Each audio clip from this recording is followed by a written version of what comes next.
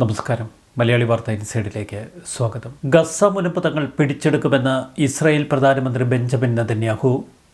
ഇത്തരമൊരു പ്രഖ്യാപനം നടന്നിട്ടും ഇതുവരെ ലോകം പ്രതികരിക്കുന്നില്ല.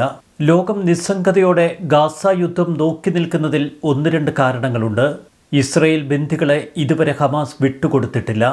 അതുകൊണ്ട് തന്നെ ഇസ്രായേൽ ഇത്തരം യുദ്ധപ്രഖ്യാപനങ്ങൾ നടത്തുമ്പോൾ ഇസ്രായേലിനോടൊരു മറുപടി പറയാൻ ലോകരാജ്യങ്ങൾക്കും കഴിയുന്നില്ല.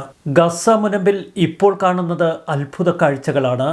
ഹമാസിനെതിരെ പ്രതിഷേധവുമായി പലസ്തീൻകാർ തെരുവിലിറങ്ങി. വടക്കൻ ഗാസയിലെ ബെയ്ത്ത് ലാഹിയ മേഖലയിലാണ് നൂറുകണക്കിന് പലസ്തീൻകാർ പ്രതിഷേധവുമായി എത്തിയത്. ഇസ്രയേലുമായുള്ള യുദ്ധം ഉടനടി അവസാനിപ്പിക്കണം, ഹമാസ് ഭീകരരാണ്, ഗസ മുനമ്പിൽ നിന്ന് ഹമാസ് പിൻവാങ്ങണമെന്നാണ് പലസ്തീൻകാർ ആവശ്യപ്പെടുന്നത്. ഹമാസ് ഔട്ട് എന്ന മുദ്രാവാക്യവുമായി പ്രതിഷേധക്കാർ തെരുവിലിറങ്ങിയതോടെ ഹമാസ് വീണ്ടും പരിങ്ങലിലായി. ഹമാസ് അനുകൂലികൾ ഭീകരരാണെന്നും യുദ്ധം അവസാനിപ്പിക്കണമെന്നും പ്രതിഷേധക്കാർ പരസ്യമായി പറഞ്ഞു.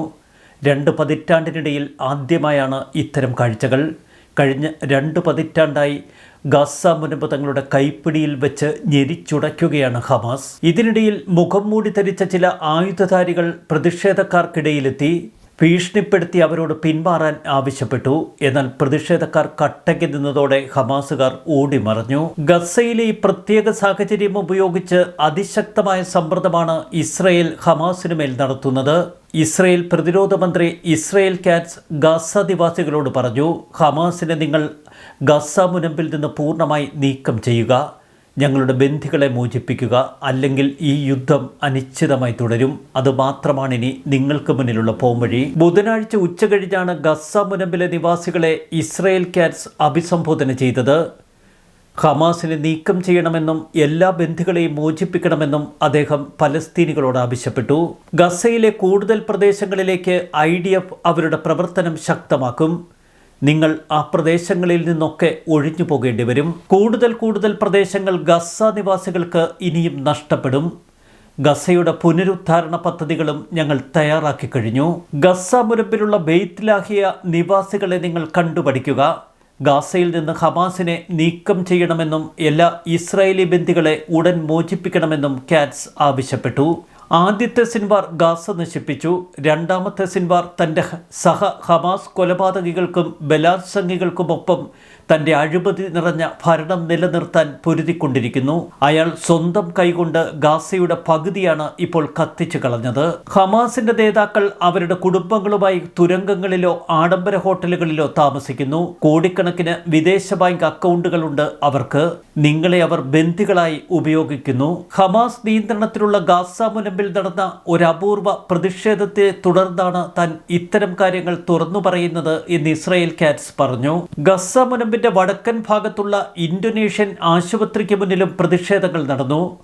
പരിപാടികൾ ചിത്രീകരിച്ച ഒരു പ്രതിഷേധക്കാരൻ ഖത്തരി അൽ ജസീറയും ഗാസ ലേഖകൻ അനസ് അൽ ഷെരീഫും എവിടെയെന്ന ചോദ്യമുയർത്തി. ആളുകൾ സ്വാതന്ത്ര്യം ആവശ്യപ്പെടുന്നു. ഗാസയ്ക്കെതിരായ ശത്രുത അവസാനിപ്പിക്കാൻ അവർ ആവശ്യപ്പെടുന്നു. സമാധാനമാണ് ഞങ്ങൾക്ക് വേണ്ടത്. ഹമാസ് പുറത്തേക്ക് വരൂ, നിങ്ങൾ ഗാസ മുനമ്പിൽ നിന്ന് ഒഴിഞ്ഞു പോകൂ, ഞങ്ങൾക്ക് ജീവിക്കണം തുടങ്ങിയ മുദ്രാവാക്യങ്ങളാണ് പ്രതിഷേധക്കാർ ഉയർത്തിയത്. ഹമാസിനെതിരെ നടന്ന പ്രതിഷേധങ്ങളിൽപ്പെട്ട ഒരാൾ പച്ചയ്ക്ക് ചിലത് വിളിച്ചു പറഞ്ഞു. ഞങ്ങൾ സമാധാനത്തിൻ്റെ ജനതയാണ്. ഇപ്പോൾ ഞങ്ങളുടെ സന്ദേശം ഈ പട്ടണത്തിന് സുരക്ഷിതമായ സമാധാനമാണ് കൈവരുത്തേണ്ടത്. ഞങ്ങളുടെ ഈ പട്ടണം ആരുടെ നിയന്ത്രണത്തിൽ ഭരണം നടക്കണമെന്ന് ഞങ്ങൾ തന്നെ തീരുമാനിക്കും. കഠിനമായ സാഹചര്യങ്ങളിലാണ് ഞങ്ങളിന്ന് ജീവിക്കുന്നത്. ഞങ്ങൾക്ക് ഭക്ഷണം വേണം. ഈ രാജ്യത്തിന്റെ വിധി നശിപ്പിക്കാൻ ആഗ്രഹിക്കുന്ന ഏതൊരു വിദേശ ശക്തിയെ നമ്മൾ എതിർക്കണം. ബന്ദികളെ വിട്ടയച്ചില്ലെങ്കിൽ ഗാസയിലെ കൂടുതൽ പ്രദേശം ഇസ്രായേൽ സൈന്യം പിടിച്ചെടുക്കുമെന്ന് ഇതിനിടയിൽ നെതന്യാഹു പ്രഖ്യാപിച്ചു. ഹമാസ് നിങ്ങളുടെ ജീവൻ അപകടത്തിലാക്കുന്നു. നിങ്ങളുടെ വീടുകളും കൂടുതൽ പ്രദേശങ്ങളും നഷ്ടപ്പെടുന്നതിൽ അത് കലാശിക്കും. ബെഞ്ചമിൻ നെതന്യാഹുവിൻ്റെ വാക്കുകൾ ഗസ നിവാസികളോട്. ഗസയിലെ സൈനിക ഭരണം സംബന്ധിച്ച് ഇതുവരെ ഇസ്രായേൽ തീരുമാനത്തിലെത്തിയിട്ടില്ല എന്ന് ഇസ്രായേൽ ഉദ്യോഗസ്ഥർ പറഞ്ഞു. ഗസയിൽ സൈനിക ഭരണം ഉടൻ ഏർപ്പെടുത്തുമെന്ന വാർത്തകളോട് പ്രതികരിക്കുകയായിരുന്നു ഇസ്രായേൽ വിദേശകാര്യമന്ത്രി ഗിഡിയർ പറഞ്ഞു, സൈനിക ഭരണത്തിൻ്റെ തീരുമാനം കൈക്കൊള്ളേണ്ടത് ഇസ്രായേൽ ഭരണകൂടമാണ്. ഞങ്ങളുടെ മന്ത്രിസഭ ഇതുവരെ ഇക്കാര്യം തീരുമാനിച്ചിട്ടില്ല. എന്നാൽ ഇക്കാര്യങ്ങളടക്കം ഇനി ചർച്ച ചെയ്യുമെന്നാണ് വിദേശകാര്യമന്ത്രി പറയുന്നത്. നേരത്തെ സ്ട്രിപ്പിൽ സൈനിക ഭരണം ഏർപ്പെടുത്താനുള്ള ശ്രമം ഇസ്രായേൽ അംഗീകരിച്ചിരുന്നില്ല. എന്നാൽ പുതിയ IDF ചീഫ് ഓഫ് സ്റ്റാഫും പ്രതിരോധ മന്ത്രിയും വൈറ്റ് ഹൗസിൽ പുതിയ പ്രസിഡന്റും കൂടി എത്തിയതോടെ ഇക്കാര്യത്തിൽ വ്യത്യസ്തമായ കാഴ്ചപ്പാടാണ് ഇപ്പോൾ ഇസ്രയേലിന്. ഗസയിൽ ഇസ്രയേലിന്റെ സൈനിക നിയന്ത്രണം ഏർപ്പെടുത്തുന്നതിനെക്കുറിച്ച് മുതിർന്ന US ഉദ്യോഗസ്ഥരുമായി ചർച്ച ചെയ്യുമെന്ന് ഒരു ഇസ്രയേലി ഉദ്യോഗസ്ഥൻ ഇക്കഴിഞ്ഞ ദിവസം മാധ്യമങ്ങളോട് വെളിപ്പെടുത്തിയിരുന്നു. ഇസ്രയേലിന്റെ ശക്തമായ നീക്കങ്ങൾ കണ്ട് തരിച്ചു നിൽക്കുകയാണ് ഹമാസ്. എങ്കിലും ഇസ്രയേലിനെ ഭയപ്പെടുത്താൻ ചില പ്രസ്താവനകൾ ഹമാസും ഇറക്കി.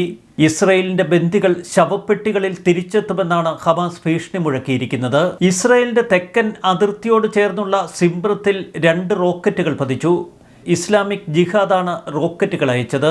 ഇസ്രയേൽ അവരുടെ സൈനിക നടപടികളുമായി മുന്നോട്ടു പോയാൽ ബന്ദികൾ ശവപ്പെട്ടികളിൽ ഇസ്രയേലിലേക്ക് മടങ്ങുമെന്നാണ് ഹമാസിന്റെ ഭീഷണി. ഗസ നഗരത്തിലും പരിസര പ്രദേശങ്ങളിലുമുള്ള പലസ്തീനികളോട് ഇസ്രയേൽ സൈന്യം അടിയന്തരമായ പ്രദേശം വിട്ടൊഴിഞ്ഞു പോകാൻ ആവശ്യപ്പെട്ടു. ആ പ്രദേശത്തു നിന്നാണ് ഇസ്രയേലിന് നേർക്ക് റോക്കറ്റുകൾ പാഞ്ഞു വന്നത്. പ്രദേശത്തേക്ക് മറുപടി ആക്രമണം നടത്തുന്നതിന് മുൻപ് ഇസ്രായേൽ സൈന്യം അവിടെയുള്ള സിവിലിയന്മാരെ മാറ്റുന്നതിൻ്റെ ഭാഗമായാണ് ജനങ്ങളോട് ഒഴിഞ്ഞു പോകാൻ ആവശ്യപ്പെട്ടത്. ഈ തീവ്രവാദി ആക്രമണത്തിന് പിന്നിൽ ഒരു ഭീകരനാണ് എന്ന് ഇസ്രായേലിന്റെ IDF പിന്നീട് പറഞ്ഞു. ആ ഭീകരൻ വിക്ഷേപണ സ്ഥലത്ത് തന്നെ ഉണ്ടായിരുന്നു. യുദ്ധം പുനരാരംഭിച്ചതിന് ശേഷം ഏകദേശം 1.5 ലക്ഷം പാലസ്തീനികളെ ഓരോരോ പ്രദേശങ്ങളിൽ നിന്ന് ഇതിനകം തന്നെ ഒഴിപ്പിച്ചു കഴിഞ്ഞു. കഴിഞ്ഞ 24 മണിക്കൂറിനിടെ ഇസ്രയേൽ നടത്തിയ ആക്രമണങ്ങളിൽ 40ഓളം പലസ്തീനികൾ കൊല്ലപ്പെട്ടു. ബന്ദികളെ ഉടൻ മോചിപ്പിച്ചില്ലെങ്കിൽ അതിശക്തമായ ആക്രമണം തുടർന്നുമുണ്ടാകുമെന്നാണ് നെതന്യാഹുവിൻ്റെ മുന്നറിയിപ്പ്. മറുവശത്ത് ഇസ്രായേൽ കാറ്റ്സും ഇതുതന്നെ പറയുന്നു. ഗസ മുനമ്പിൽ ഹമാസുകാരോട് കീഴടങ്ങാൻ ആവശ്യപ്പെടുന്ന ഗസ നിവാസികൾ. ഹമാസിനെ സംബന്ധിച്ച് അവരുടെ ആയുധപ്പുരകൾ പൂർണ്ണമായി ഒഴിഞ്ഞിരിക്കുന്നു. പുറത്തേക്ക് വരുന്ന ഭീകരരെ ഒന്നൊന്നായി വധിച്ചെറിയുകയാണ് ഇസ്രയേലിൻ്റെ IDF.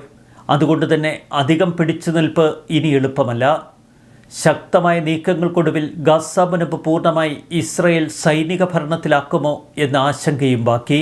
ന്യൂസ് ഡെസ്ക് മലയാളി വാർത്ത ഇൻസൈഡ്.